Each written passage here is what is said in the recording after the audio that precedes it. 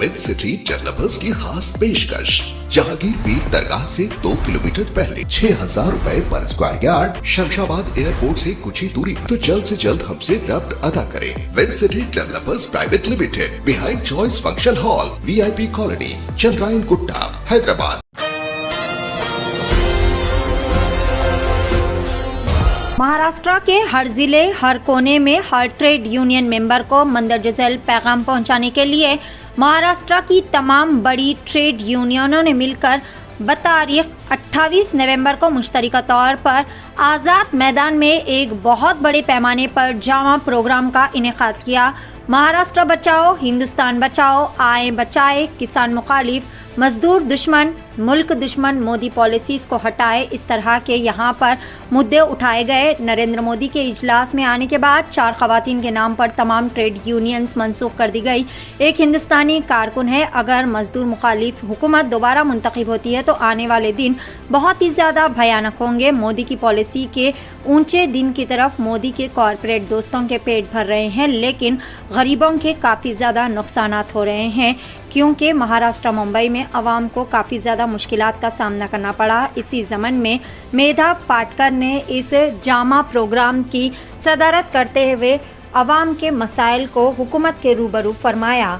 आइए देखते हैं इस खुसूस में मज़ीद तफसीलात और जानते हैं मज़ीद तफसीलात। महाराष्ट्र मुंबई से नुमाइंदा रिपोर्टर वलीउल्लाह खान की एशियन टीवी न्यूज़ के लिए यह खुसूसी रिपोर्ट। आइए अब हम आपको मिलवाते हैं मेधा पाटकर जी से, जिन्होंने यहाँ तमाम लोगों को लेके मोर्चा संभाला है। मेधा पाटकर जी को लगातार आप हमारे चैनल पे देख रहे हैं, ये गरीबों के लिए संघर्ष करते रहते हैं। घर बचाओ घर बनाओ आंदोलन, महंगाई, बेरोजगारी, मच्छी वालों के लिए, तमाम लोगों के लिए, सबको उनका, हर गरीब को अपना हक मिलना चाहिए। आइए हम आपको मिलवाते हैं मेधा पाटकर जी से। मेधा पाटकर जी, स्वागत आपका एशियन टीवी न्यूज़ में। आज आज़ाद मैदान में आप यहाँ खड़े हुए हैं और भारी भरकम भीड़ है, आपके साथ में कई लाख लोग यहाँ जमा हैं। बताइए क्या वजह और क्या कारण है? कई लाख वगैरह नहीं है, कई हज़ार लोग हैं। हज़ारों लोग हैं।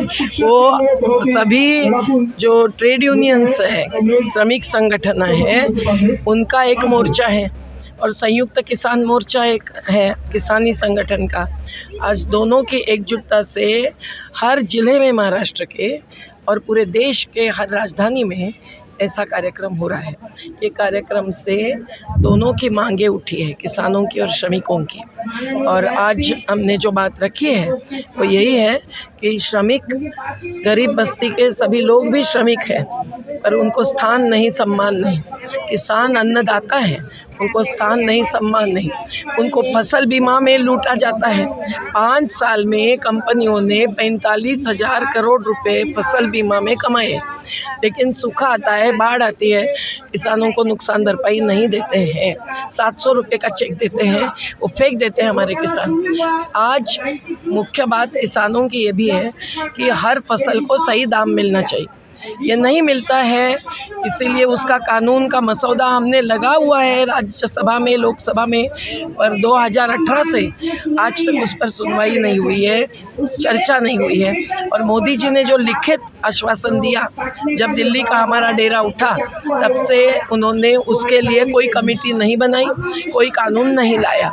तो आज किसान आत्महत्या क्यों कर रहे हैं? उसी के कारण कर रहे हैं। और किसान पलायन मजदूर क्यों बनते हैं, प्रवासी मजदूर क्यों बनते हैं, मुंबई या दिल्ली में या और कहीं जाकर झोपड़पट्टी में, झुग्गी झोपड़ी में क्यों रहने के लिए मजबूर होते हैं? क्योंकि केवल खेती पर उनका भरोसा नहीं होता और उनका जीवन नहीं चलता। श्रमिकों की बातें भी उठाई है। श्रमिकों की बात यह है कि जो आज बहुत ही अत्यावश्यक सेवा देने वाली आंगनबाड़ी वर्कर्स हो, आशा समिति हो, उनको भी उनका सही हक मिलना चाहिए। उनको टेम्पररी रखते हैं कायम के रूप में और शासकीय कर्मचारियों में शामिल नहीं करते, इसलिए सभी लाभ नहीं मिलते हैं। हमने पेंशन मांगी है हर श्रमिक के लिए और हर श्रमिक का कम से कम तनख्वाह 16,000 रुपया आज की परिस्थिति में होना। 1600 करोड़ तो अडानी एक दिन में कमाता है, तो क्या महीने का 16,000 रुपया गरीबों को नहीं मिलना चाहिए? आज शिक्षा, स्वास्थ्य सब में जो कंपनीकरण है, निजीकरण है, उसका आज विरोध किया गया है, क्योंकि शिक्षा में भी अभी 4,000 से ज़्यादा सरकारी पाठशालाएँ महाराष्ट्र सरकार बंद करने जा रही है। ऐसा होगा तो निजी कंपनियों की जो शालाएं चल रही है, शिक्षा एक धंधा हो रहा है, उसका तो फ़ायदा होगा, लेकिन गरीबों के बच्चे तो पढ़ नहीं पाएंगे और स्वास्थ्य में भी लूट हो रही है। आशा कर्मचारियों लेकिन ऐसा सुनने में आया है कि म्यूनसिपल स्कूल में जो पढ़ाइयाँ हो रही थी, यानी पब्लिक स्कूल जिसको कर दिया गया है, उसमें जो पढ़ाइयाँ हो रही है उसमें ऐसा कहा जा रहा है कि अभी गवर्नमेंट फीस नहीं भरेगी, उसकी कुछ चार्ज होंगे और वो पब्लिक भरेगी, और प्राइवेट स्कूल में अगर पढ़ाएंगे तो उसकी फीस गवर्नमेंट भरेगी। इस पर आप क्या कहना चाहेंगे? ऐसा तो हो ही नहीं सकता है, ये तो संविधान की खिलाफत है। अभी तो मैंने ये इतना डिटेल सुना नहीं है, लेकिन शालाएं बंद करने का जो भी कारण वो देते हैं, कम विद्यार्थी है वगैरह वगैरह, वो भी सही नहीं है। पहाड़े में आदिवासियों के क्षेत्र में तो ऐसे होते हैं, तो ये तो है। दूसरी बात है कि निजीकरण को बढ़ावा देने के लिए सरकार अपनी एक एक क्षेत्र से जिम्मेदारी हटा रही है और इसका हमने विरोध किया है। हमने ये भी कहा है कि श्रमिकों को, स्थलांतरित श्रमिकों का भी कानून का पालन नहीं होता है, इसीलिए जो 1979 का कानून है और ये 29 श्रमिकों के कानून अब वापस लेकर 4 जो कमज़ोर कानून लाने वाले हैं, उससे तो बहुत नुकसान होने वाला है। संगठन का भी हक चला, यानी आप कहना चाहते हैं देश में नए नए कानून लाके जनता को घेरने की कोशिश की जा रही है? ऐसे कानून ला रहे हैं जैसे जंगल सुरक्षा कानून 1980 का कैसे बदल रहे हैं कि ग्राम सभा को पूछे बिना अब वो अडानी को या बाबा रामदेव को किसी को भी जंगल दे सकते हैं। ऐसा कैसे हो सकता है? ये संविधान के खिलाफ है, पंचायती राज के खिलाफ है और ये प्रकृति के खिलाफ है।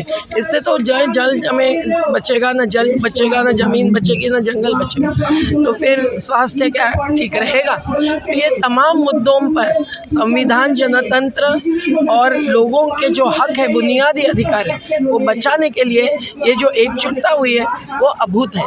किसान और श्रमिकों की एकजुटता, और इसीलिए आज हमारे घर बचाओ घर बनाओ आंदोलन के भी लोग आए हैं और हमारे श्रमिक जनता संघ के भी लोग आए हैं। मच्छीमारों को मालाड की मंडी से हकाल रहे हैं, किनको? जिनके 50 और 60 साल से वहाँ व्यवसाय चल रहा है और जो लाइसेंस इन्होंने अभी दिए हैं उसकी खरीदी बिक्री चल रही है। तो ये सब जो है ना, भ्रष्ट आचार और भ्रष्ट विचार का नतीजा है। मिलकर ये पड़ा हुआ है जो देश भर हर राजधानी में हुआ है और महाराष्ट्र में तो हर जिले में हुआ है। हमारे 1 लाख का जुलूस निकलने वाला था, उसको इन्होंने मंजूरी नहीं दी, पर कल के रोज RSS ने, राष्ट्रीय स्वयंसेवक संघ ने आदिवासियों का जुलूस निकाला, उसको मंजूरी कैसे मिली? ये हमारा सवाल है। तो ये डरते हैं ऐसे संगठनों से जो ताकत से संवैधानिक मूल्यों के और मानव अधिकार के आधार पर ही संघर्ष करते हैं और मंजिल तक पहुँचते हैं। बहुत बहुत शुक्रिया हमसे बातचीत करने के लिए। तो जैसा कि आपने अभी देखा और सुना मेधा पाटकर जी को, जो आए दिन लड़ाइयाँ लड़ते रहते हैं गरीब मजदूर किसानों के लिए, मछुआरों के लिए, आंगनवाड़ी शिक्षकों के लिए और जो तमाम टीचर्स हैं उनके लिए। कहने का मतलब ये होता है हर तरीके की ये लड़ाई लड़ रहे हैं, यानी हर गरीब किसान को अपना हक मिलना चाहिए। गरीबों से, किसानों से सस्ता अनाज खरीद कर और महंगा बेचते हैं, ऐसा करते हैं, ऐसा इनका कहना है। और तमाम किसान भाई भी यहाँ मौजूद हैं और तमाम लोग यहाँ मौजूद हैं। आप देख सकते हैं भारी तादाद में लोग यहाँ, कई हज़ारों की तादाद में लोग हैं और आने वाले कल में इनका कहना है ज़ोरदार हम लड़ाई लड़ेंगे। जय हिंद, जय महाराष्ट्र। दोस्तों, हमारे चैनल को लाइक और सब्सक्राइब शेयर ज़रूर करें अगर आपको लगता है हम सही खबर दिखा रहे हैं। स्वागत है मैडम आपका एशियन टीवी न्यूज़ में। बताइए, आप लोग यहाँ जमा हुए हैं तो किस बात को लेकर और क्यों हुए? हम आंगनवाड़ी कर्मचारी हैं, आज इस मोर्चा में इसलिए शामिल हुए हैं। आज हम कितने सालों से ग्रास रूट पे काम कर रहे हैं पर सरकार का हमारी तरफ ध्यान नहीं जा रहा है। हमको शासकीय दर्जा चाहिए, किमान वेतन चाहिए, ग्रेजुएटी चाहिए और जो 10वीं पास मददनीस है उनको डायरेक्ट सेविका बनाना चाहिए। ये सब मांगों को लेके हम यहाँ पे जमा हुए। आज हम एक चेतावनी मोर्चा निकाला है। 4 दिसंबर से हम लोग बेमुद्दत संप करने वाले सब आंगनवाड़ी कर्मचारी। अच्छा, कहाँ पे करने वाले हैं मोर्चा? ये आंगनवाड़ी संप मतलब हम लोग आंगनवाड़ी बंद रखेंगे, हम लोग पढ़ाएंगे नहीं, खाना नहीं बांटेंगे, कुछ भी सरकार को हम जानकारी नहीं देने वाले जी, जब तक हमारी मांगे पूरी नहीं होती। ये बेमुद्दत मोर्चा हम करने वाले हैं। आप टीचर हैं? यस। क्या नाम है आपका? वसीमा। अच्छा, कहाँ पे काम करते हैं इस वक्त? मैं आंगनवाड़ी वेस्ट, अंधेरी वेस्ट में। अंधेरी वेस्ट में, हाँ जी। तो आपके साथ और कितने लोग जुड़े हुए हैं? हमारे साथ पूरे महाराष्ट्र के हम लोग 2 लाख से भी ज़्यादा आंगनवाड़ी कर्मचारी जुड़े हैं।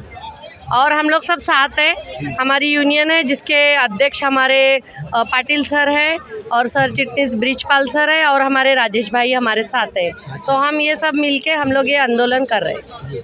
बहुत बहुत शुक्रिया हमसे बातचीत करने के लिए।